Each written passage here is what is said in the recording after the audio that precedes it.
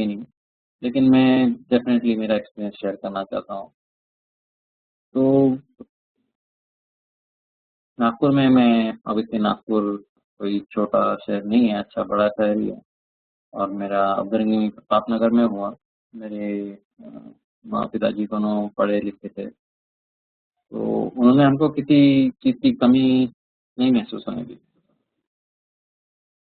जिसकी हम लोग कुछ ऐसे अपर मिडिल क्लास या रिच नहीं थे जब हम बढ़ रहे थे, लेकिन तंगी भी नहीं थी हमें कभी। लेकिन मैं अपना बचपन याद करता हूँ जब मेरे माँ-पिताजी ने छोटे से एक रूम से शुरुआत की। मेरे पिताजी आई थिंक तब क्लर्क थे जिला परिषद में, महाराष्ट्र गवर्नमेंट के लिए। और मेरे माँ को तब आई थिंक जस्ट मैं पैदा होने के बाद टीचर करके जॉब लगा था सरस्वती महाविद्यालय में नागपुर में। तो तब के ज़माने में कोई तनख्वाह इतनी खास नहीं होती थी। हमारे मेरे पिताजी ने पहले साइकिल थी ऑब्वियसली, फिर साइकिल के बाद उन्होंने जब लैम्ब्रेटा स्कूटर आई उन्होंने उसके नंबर लगाया था। स्कूटर आने के बाद मुझे 2 बड़े भाई हैं और मैं, तो हम में से टोटल 5 लोग वो लैम्ब्रेटा पे बैठ के जाते थे पूरे नागपुर में इधर से उधर। तो मुझे वो अच्छे से याद है कि हम कैसे करते। तो पहले एक रूम था, एक रूम से फिर उन्होंने थोड़ा बढ़ा के थोड़ा घर बड़ा किया। तो फिर जब तक मैं कॉलेज में पहुंचा तब तक अ, मेरे पास खुद का रूम था। लेकिन उसके पहले मैं बचपन मुझे अच्छे से याद है कि कोई ऐसा स्पेशल नहीं था। मैं अपना खुद ही बिज़ी रखता था। मेरे सुबह की स्कूल होती थी, मैं दिन भर अकेला खेलते रहता था, कोई मुझे देखने वाला नहीं था। मैं अपना कुछ ना कुछ खेलते रहता था, कुछ ना कुछ कहीं चढ़ के कुछ ना कुछ चीज़ों से खेलते रहता था और अपने गेम्स इन्वेंट करता था, कुछ भी खेलता था। मेरी हाइट भी काफ़ी कम थी, जब तक मैं 11वीं में नहीं पहुँचा तब तक मेरी हाइट काफ़ी कम थी। तो स्कूल में भी लोग मज़ाक उड़ा लेते थे या खेल लेते थे या फिर दादागिरी करते थे। तो मेरे स्कूल में भी इतने कोई दोस्त नहीं थे। मेरे साथ 3-4 दोस्त थे जो मेरी मेरी हाइट के थे, सब हम लोग छोटे-छोटे लोग, हम लोग साथ में रहते थे। मेरा पढ़ाई में ऐसा कोई ख़ास इंटरेस्ट नहीं था किसी चीज़ में। मुझे जो सब्जेक्ट अच्छे लगते थे मैं वो पढ़ता था। और मेरे माँ-पिताजी का दोनों का एजुकेशन मराठी में हुआ, तो उनको नहीं चाहिए था कि मैं इंग्लिश मीडियम पे जाऊँ, तो वो ध्यान ना दे पाए। मेरे बड़े भाई को मैंने इंग्लिश मीडियम में डाला था, लेकिन वो कुछ परफ़ॉर्म नहीं कर पाया बराबर, इसलिए मेरे माँ-पिताजी को डर लगा कि वो शायद से वो और गाइडेंस नहीं दे। तो मेरा पहली से चौथी मराठी मीडियम में हुआ, फिर टोटली 5वीं से 7वीं पूरा इंग्लिश मीडियम में हुआ। तो मुझे ना कुछ हिस्ट्री समझी, ना कुछ ज्योग्राफी समझी, काफ़ी सारे सब्जेक्ट्स में मैं फेल हुआ। लेकिन फाइनल एग्ज़ाम्स में फॉर्च्यूनेटली मैं फेल नहीं हुआ और पास होते गया। तो आगे बढ़ते गया। फिर 8वीं से 10वीं तक फिर सेमी सेमी मराठी मीडियम हो गया, तो इंग्लिश मैथ्स और साइंस सिर्फ़ इंग्लिश में थे, लेकिन बाकी सब मराठी में थे। तब जाके मुझे थोड़ा-सा कॉन्फिडेंस आया कि मुझे भी यहाँ थोड़ा समझेगा। लेकिन तब भी मुझे मैथ में इतना इंटरेस्ट नहीं था। मुझे कुछ ना ट्रिग्नोमेट्री समझती थी, ना ज्योमेट्री समझती, कुछ नहीं समझ में आता था। और इतना इंटरेस्ट भी नहीं था। मुझे इंटरेस्ट था मराठी में, काफ़ी इंटरेस्ट था, लैंग्वेजेस में इंटरेस्ट था, हिंदी में इंटरेस्ट था मुझे। मुझे लिखना अच्छा लगता था, पढ़ना अच्छा लगता था, मराठी किताबें तो मैं वो बहुत करता था। लेकिन फिर से मेरा बेस था, मेरा जो फाउंडेशन था वो बहुत ही वीक था। ना इंग्लिश ग्रामर मेरा अच्छा था, ना मुझे इंग्लिश समझती थी। और अगेन घर पे कुछ इतना ये नहीं था खास कि कहते थे पढ़ो, लेकिन उनको क्या पढ़ना चाहिए और अब घर में भी फिर भी सुनता भी नहीं था मैं फिर। तो ऐसे होते गया, लेकिन फिर 10वीं में मैंने कोई क्लास लगा दिया, वही सरस्वती के कोई टीचर थे, उनके पास मैंने क्लास लगाया। तब भी मैं कोई ध्यान नहीं देता था। लेकिन एक दिन मैं ऐसे ही घूमने निकला था संडे को, होमवर्क वोमवर्क कुछ नहीं कर रहा था, जबकि बहुत होमवर्क था। तो वो टीचर ने मुझे बर्डी में सीताबर्डी में मार्केट में देखा घूमते हुए। फिर दूसरे दिन मैं क्लास को गया मंडे को डर डर के कि मैंने होमवर्क नहीं किया, तो उन्होंने मुझे पूछा होमवर्क किया क्या? मैंने कहा नहीं किया। उन्होंने सब क्लास के सामने मुझे जोर से थप्पड़ मारा। तो तब मुझे थोड़ा-सा दिमाग में घुसा कि नहीं भाई थोड़ा पढ़ना चाहिए। तो तब मुझे थोड़ा मैथ इंटरेस्टिंग लगने लग गया।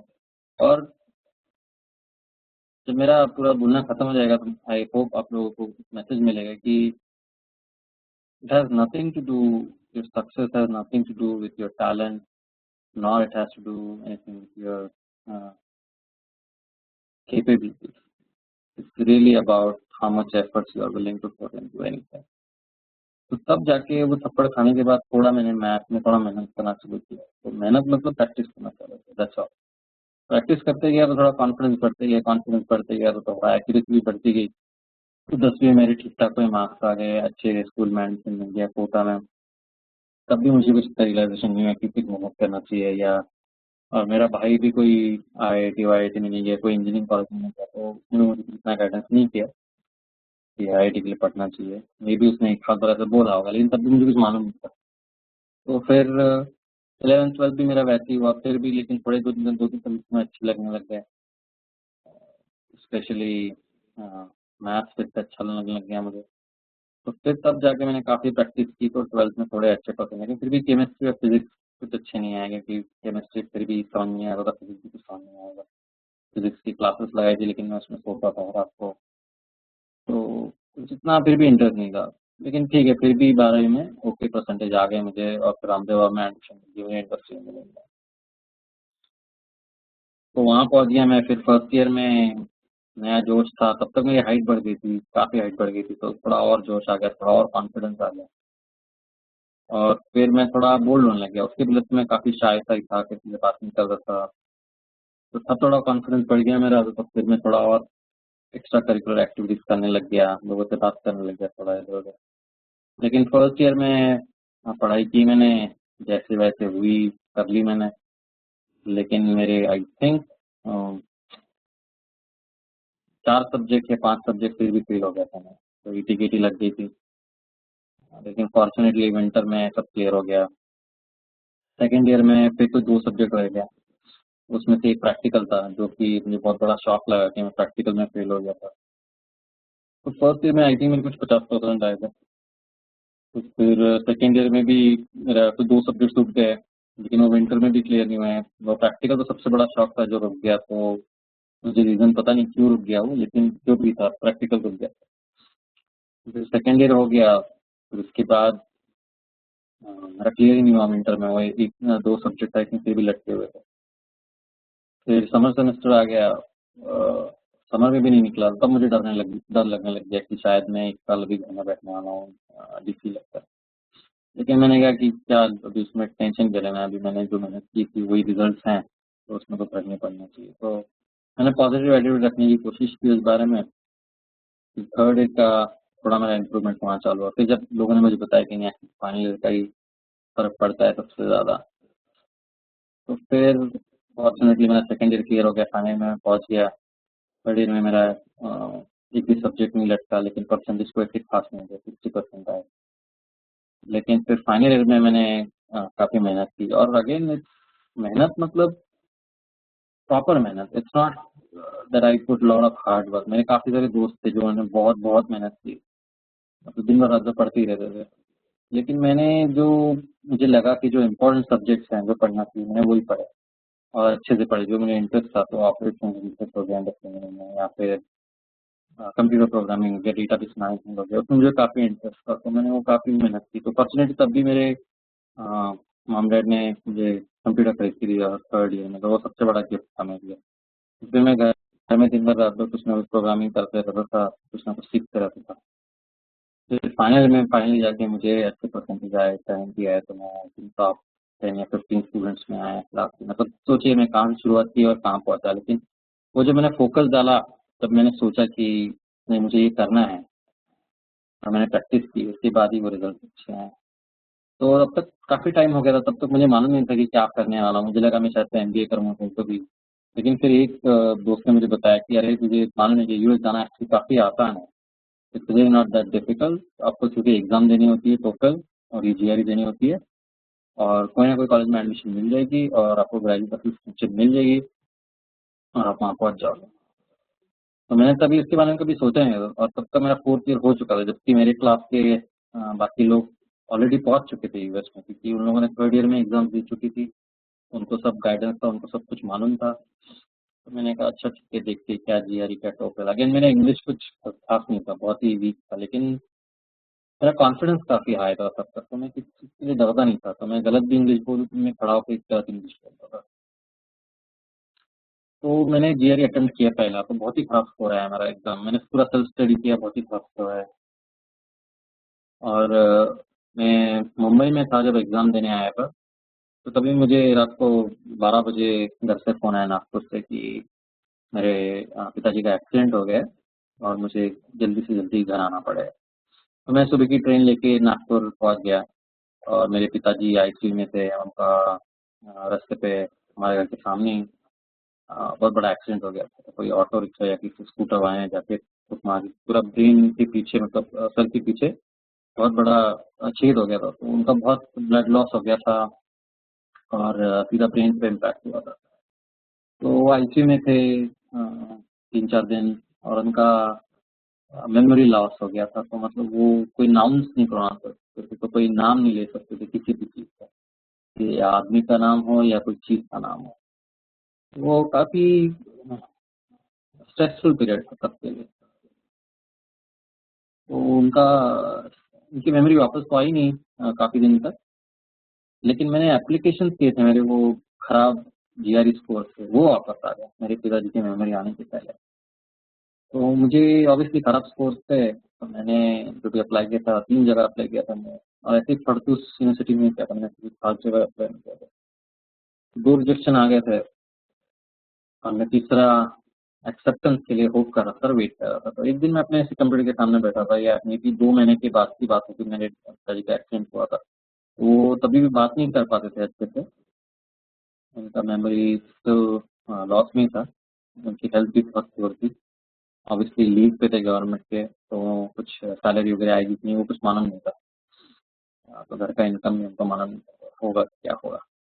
मैं अपने रूम में बैठा था, तो मेरे पिताजी अकेले से, इमेजिन करो नागपुर में बैठा हूँ मैं, गर्म एकदम टेम्परेचर है और वो आ रहे हैं अपने चल के और बोलते हैं कि अ, बेटा डोंट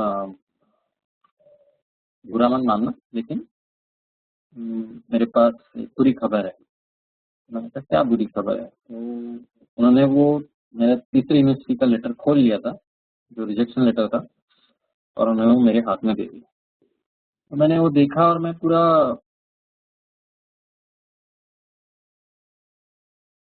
पूरा ही डिसअपॉइंटेड हो गया। मैंने कहा अब मैं क्या करूँ? अभी मैं 3 जगह अप्लाई किया था, हर कॉलेज की फी होती है अबाउट $40 to $50 एटलीस्ट तब एप्लीकेशन फी। काफ़ी ऑलरेडी पैसे गवा चुका था, जीआरई की फी $50 समथिंग है। मैंने कहा मैं क्या करूँ? ये मुझे कुछ मालूम नहीं है इनका इनकम का कैसे होने वाला है। लेकिन मेरे डैड ने जो बोला उस टाइम पे, उससे मेरी पूरी आई थिंक ज़िंदगी बदल गई। उनको बोलना नहीं आता था फिर भी, उनको अपने इनकम का मालूम नहीं था।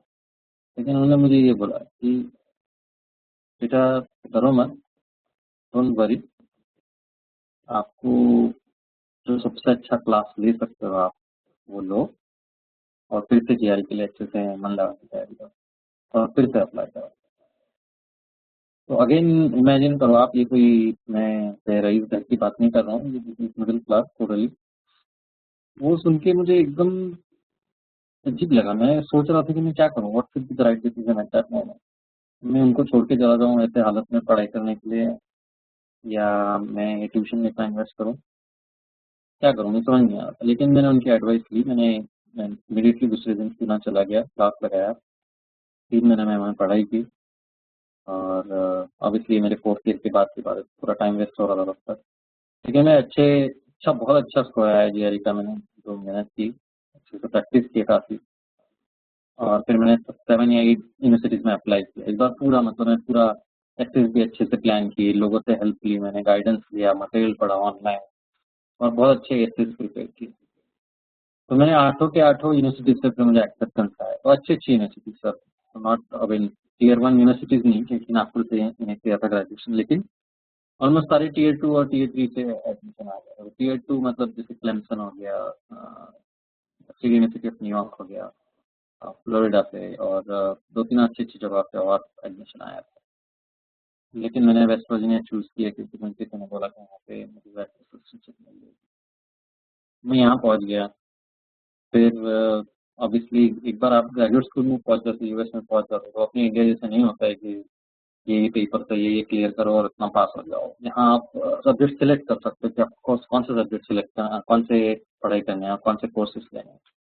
फिर उसके हिसाब से मैं अपने अपने मनपसंद कोर्सेज देने लग गया और फिर मैं एक्सेल करने लग गया। मेरा जीपीए भी कभी खराब नहीं आया, ऑलमोस्ट ऑलवेज ई था, ए या बी प्लस था। और चैलेंजेस आए काफ़ी, लेकिन मैंने एमएस भी कंप्लीट कर दिया, पीएचडी भी कंप्लीट कर दिया इंडस्ट्रियल इंजीनियरिंग में विथ ऑल गुड जीपीए। तो मेरा रिसर्च भी अच्छा हुआ और मुझे जो जो सब्जेक्ट्स अच्छे लगने लगे मैं उसमें और पढ़ाई करने लग गया और फोकस करने लग गया। तो मैं एक एग्जांपल देता हूँ आपको। इंग्लिश के बारे में मैंने पहले बोला था कि मेरा फाउंडेशन बहुत वीक था। तो मैं जैसे ही यूएस में आया मुझे समझ गया कि अनलेस आपको बात करना आता है, it doesn't matter who you are. अगर आपको बात करना आता है अच्छे से तभी you can make a difference. तो मैंने फोकस किया कि मुझे मेरी इंग्लिश इंप्रूव करनी पड़ेगी, at least I should be able to speak nicely. तो मैं जितनी मुझे बुक्स मिलने लगी लाइब्रेरी से मैं सब पढ़ने लग गया। मेरा ग्रामर मैंने ठीक करने की कोशिश की। ग्रामर मेरा अभी भी ठीक नहीं है, लेकिन काफ़ी प्रोग्रेस किया मैंने। तो मैं दिन भर रात भर उसके बारे में पढ़ते रहता था, कैसे मैं इम्प्रूव करूँ। राइटिंग मैंने इम्प्रूव की, मेरे स्पीकिंग इम्प्रूव किया। मैंने काफ़ी बहुत सारी किताबें पढ़ी। तो आज जाके मेरे स्पीकिंग स्किल्स बहुत अच्छे हो गए थे। इनफैक्ट मैं तो प्रेजेंटेशंस करता हूँ, यूट्यूब पे एक प्रेजेंटेशन अगर आपको चांस मिलता है तो देखिए। It's a remarkable improvement. तो लोग जब आके रुकते हैं और बोलते हैं कि you are a natural speaker, मुझे हंसी आती है मन में कि who is a natural speaker और who is a natural talent और हु इज नेचुरली मेरिटोरियस। कोई भी नहीं होता naturally. It's all about our focus and it's all about our mindset. मैं जब था स्कूल में वगैरह तो लोग बोलते थे कि you can not achieve anything और आपको टैलेंट नहीं है। तो मैं हंसता था, मैंने कहा, देखते हैं क्या होता है आगे जाके। लेकिन मेरे मन में मैंने कभी ऐसा कभी नहीं सोचा कि मुझे कुछ मिलेगा नहीं। I always thought that everything was possible. अगर मैं मेरा मन किसी में लगाऊं और मैं सोचूं कि मुझे यही करना है, मैं प्रैक्टिस करूंगा, मैं लोगों से बात करूंगा, but I will get there. अगर आप भी आज भी मुझे बोलोगे कि आप ये फील्ड में नहीं जा सकते हो, तो given time I can prove that I can go in that कोई भी फील्ड हो। लेकिन उतना फोकस होना चाहिए और उतना विश्वास होना चाहिए खुद में, उतना कॉन्फिडेंस होना चाहिए खुद में कि यू कैन डू इट। और रिसर्च दिखाता है हमें, अपने इंडिया के लोग माने या ना माने, अपना रिसर्च बहुत साइंटिस्टों ने रिसर्च किया हुआ है। It's all about your mindset. लोग बोलते हैं कि वंस यू ग्रो अप आपका ब्रेन एक्सपांड होना बंद हो जाता है, लेकिन वो पूरा गलत है। आप 50 साल के भी हो सकते हो, अगर आप बोलोगे कि मुझे सीखना है तो आपका ब्रेन आपके साथ एक्सपांड होता जाएगा। आपके जो न्यूरॉन्स है, आपका जो नर्वस सिस्टम है, वो आपके साथ बढ़ते जाएगा। It's not plastic, it's actually elastic, but you have to believe in yourself and you have to believe in others that they can achieve. And there are countless example. वो लोग बोलते हैं कि इनफैक्ट आइंस्टाइन भी until he was in 7th 8th grade और until he was 7 years old को पढ़ना नहीं आता था। और ऐसे बहुत सारे एग्जाम्पल्स हैं जो फेल हुए हैं अपने प्रीवियस स्कूल लाइफ में, लेकिन आगे बढ़कर वो लोग फैंटास्टिक साइंटिस्ट बने हैं, रिसर्चर्स बने हैं, या अपने जो भी फील्ड में चूज किए है उसमें वो लोग सुपरस्टार्स बने हैं। मैं वही एक मैसेज आपको देना चाहूंगा कि it's not about what happens right now, it's what you put your focus onto, what you want to see yourself as. The competition is never with others. The competition is with yourself. You have to make sure that you are bringing the best out of yourself. किसी और ने आपको target नहीं set करना है कि अरे मुझे 12वीं में 60% मिले, मुझे कितना मिले। Not about that. आपका गोल हमेशा यही होना चाहिए कि I am going to improve myself to bring the best out of me. आज अगर मुझे थोड़ी इंग्लिश बोलनी आती है, मुझे कल और अच्छी इंग्लिश बोलनी आएगी, परसों उससे अच्छी और इंग्लिश बोलनी आएगी। And I will never get satisfied, I will continuously improve my. वही मैं मैसेज आप लोगों को देना चाहता हूँ। और अगर आप लोगों को नाम चाहिए तो मैं आपको काफ़ी सारे नाम दे सकता हूँ ऐसे। इनफैक्ट मैं यही सब चीज़ों पे रिसर्च करता हूँ कि जानना चाहता हूँ कि कौन सक्सेसफुल हुआ और कौन सक्सेसफुल नहीं हुआ।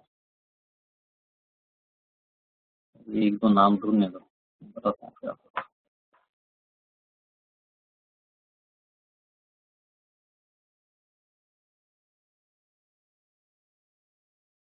ये HP के फाउंडर्स थे, विलियम ब्रूलेट। उनके हाई स्कूल में भी उन्होंने कुछ पढ़ाई नहीं की थी, उनको डिसलेक्सिया भी था, लेकिन उनको इंटेलेक्चुअल क्यूरियोसिटी थी और उनको टिंकरिंग करने की बहुत इच्छा थी। और फिर उनका जो कैरेक्टर था एट द एंड, उसने ही सारा डिफरेंस किया।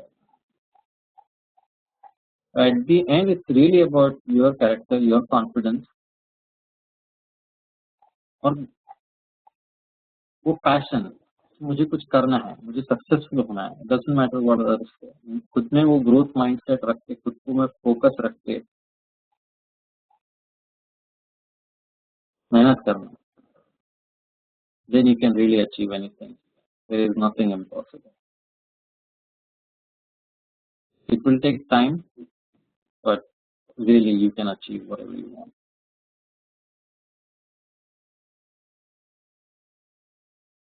बस इतना ही कहना चाहूंगा मैं अभी। अगर आपको कोई सवाल हो तो प्लीज बोलिए। I am here. Thank you so much, Dr. Ashutosh. Friends, if you have any questions, you can type or you can speak. You can speak from Modern College.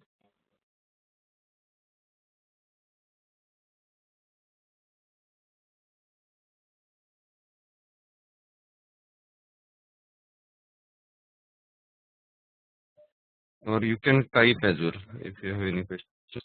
Ranjit.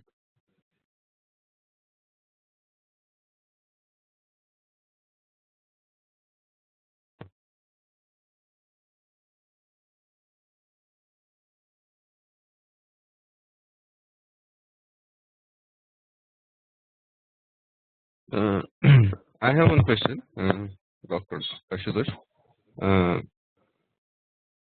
Okay, but yeah, Modern College is trying to speak something. Okay, but if they can speak anytime. Okay, if they can speak, or else they can write some message. I have one question to Ashutosh. How was your experience working in India, or the work culture in India and the work culture in US? Unfortunately, I don't have an answer for that because I did not work in India. It was after Okay, my. you can share about experience in US. How was? Yeah, sure. In University of Michigan and other places. Yeah. So it is so funny because I never worked in India. I was as other Indian kids and as other Indian parents. My parents told me just focus on studies, and obviously at that time we did not have that many opportunities to maybe go work in a mall or something and get some side income. So I did not work in my engineering days or even when I had that extra year before I came here. So I landed in West Virginia, took some loans to at least cover one semester's worth of tuition, and my mom took that loan on my name, and I came here. And we were applying for different jobs. You can work for 20 hours when you're a student, and I applied for various jobs. And you would be surprised to hear this, but the first job that I got an offer was as a dishwasher in the student housing, and I was so thrilled. I was so excited that I got that job because that was my first real job, and it didn't matter whether it was dishwashing or whether it was doing something on a computer. And that's, I think, one of the greatest things in working here in the United States is that it's such a great equalizer. It doesn't matter which profession you are in. People don't value you based on your profession. Obviously, there are levels, but still, generally speaking, people value what type of person you are. So whether you are the president of the university or whether you are the janitor or the cleaning person, will be treated with the same respect. People will say hi to you, people will talk to you, people will shake hands with you. There is no difference whatsoever. Fortunately or unfortunately, it would have been a great character building experience for me coming from a Dalit family to actually do some menial work. It would have been a great character building experience for me, but fortunately or unfortunately, I got a graduate assistant and I didn't have to do that, and I started working on some problems. And again, maybe for 3-4 years, I was just in the Indian community, so I did not get a chance to start exploring American culture or start speaking with them. But once I got my first job, obviously, I started working with all the American folks, and again, they were treated me as an equal. Some of them knew about my background, but nobody asked me or said I was inferior. They always believed in my capabilities. Obviously, I worked hard on making sure that I was improving myself in every area, and I was giving 100%. And obviously, since I worked on my presentation skills, I was able to explain the results of my work, and that has helped me to advance my career so far. Does that answer your question, Lalit? Yeah, thank you so much. And Yeah, looks like I have a question. I got a private question. How can I crack GRE? Usually, I hate questions like these. How can I do X? It's really not about how you can do X. It's about what you want to achieve. If you really want to get into good school, you will prepare for just like anything else. There is no secret formula. There is no secret sauce for anything. It's really how much effort you are willing to put and what's the result you are expecting. So I can give you a couple of insights. Definitely check this website called calnewport.com. He's a researcher. Let me send this to everyone. He's a researcher. He was at MIT. He was a postdoc at MIT, and he writes about what it takes to be successful, whether in school or whether in career. And the simple idea that he talks about based on other research is deliberate practice. Deliberate practice alone can help you succeed. So all the great examples that you see, whether in sports or in research, they are all about practice. So you can be a great basketball player, you can be a great cricketer if you do deliberate practice. Obviously, very few people can become Sachin Tendulkar or others, but you can be good enough or above average if you just do practice deliberately. So I would encourage you to read articles on his website and to give your specific answer about cracking GRE. Obviously, first of all, I would try to understand how much GRE score I need to get into a good school. Second of all, I will try to understand the pattern really well. Third, I would practice the foundational skills that are required for each of the questions. And fourth, I will practice. I will practice like that there is no tomorrow. I will keep practicing until I am able to answer all the questions correctly. So that's where the deliberate practice comes in. So if you are getting some questions wrong, you should take a note of those questions and try to understand why you are getting those questions wrong. Is there a fundamental error that you are making, or you are just making errors because you are trying to do those things fast?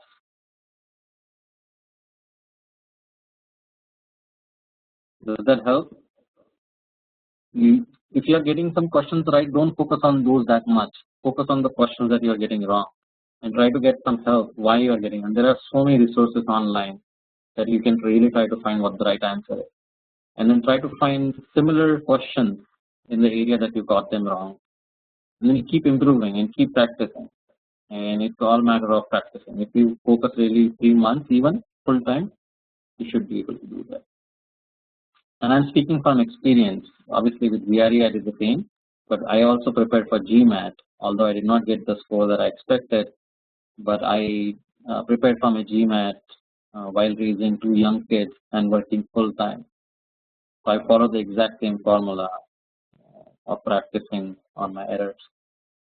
So, okay, I get a question. Is it necessary to join classes for GRE and TOEFL? It's not necessary, but it would help to have that cohort of people, have that network of people who you can rely on and ask questions if you get something wrong. But it is not necessary because in what they don't offer anything in classes. Sometimes maybe they will be able to explain you some basic principles that you are getting incorrect. But again, online you have so many resources. Even on academic videos, he will explain you the basic principles of so many different questions. Again, GRE and TOEFL, I think it's based on 12th grade math. So the math itself is not complicated. It's understanding those things that is important. TOEFL might be another story because TOEFL is really based on your understanding of English. And then I think the pattern may have changed, but it was mainly your spoken and your understanding of your English. So that may require some practice and some coaching if you don't have any experience in speaking good English or writing good English.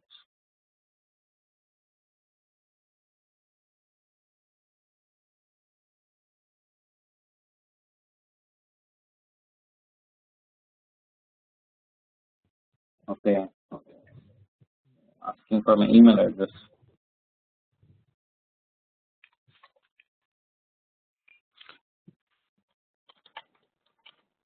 Please don't call me sir. Call me Ashutosh. I'm not. Yes. Dr. Ashutosh, one more question. Can you share your experience in terms of the educational environment or the training pattern in US and what the distinct experience you have in US, the way people teach in the classrooms? So Lalit's question is how classes are actually taught or how the material is actually given to the student. So that may depend on your field, but I'm speaking from engineering's perspective. So what happens is in most of the classes, first of all, the class itself is not graded on one final exam, like what we had in India. I don't know if it may have changed in India also, but at least when I was in college, that's how it was. You just had one final exam for all the subjects, so you have 13 to 14 different papers. But here you take maybe 3 to 4 classes, and by class you can say it as a paper. You attend 4 to 5 classes or 3 to 4 classes every semester, and every class is graded on its own. So the teacher, the faculty, the professor has complete freedom on how he or she wants to design that course. But typically what happens is the final exam would have about 20 to 30% of the weight of your final grade, and then you will have one midterm, which is kind of your obviously midterm, so you will have about 20 or 15% of the weight, and then you get assignments or projects that throughout the semester that has about 10 to 15% weight on each of those. So it's really cumulative performance that counts. You cannot be just performing on one exam and you'll be done. So that's I think the great equalizer for especially people like us, whereas in India, people who have resources can really prepare for that one exam and really shine, and then they are called as meritorious students, that they have merit. And actually here it's a great equalizer because obviously yeah, you can prepare for the final exam, but if you really work hard on every project and every exam, you have equal chance of succeeding. And all those projects are also either are group projects or individual projects, and you can take them home and work on your own. And obviously you get all the resources. Library has great resources. Libraries have great resources. Your professors will give you tons of resources, and you work with groups or you work independently. Sometimes exams are also open book, so you can keep your books open while you are preparing for the exam. Sometimes those are take-home exams, so you can take them home. Sometimes those are in-class exams.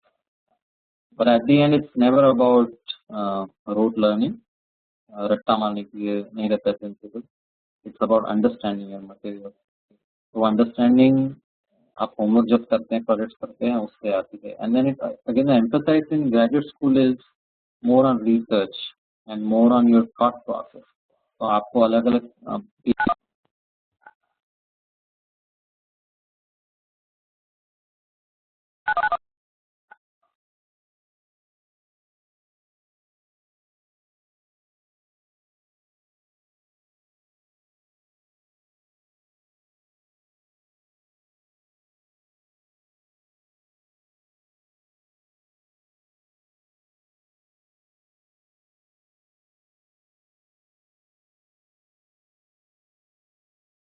you and keep focusing on what the goals that you want to achieve. Thank you.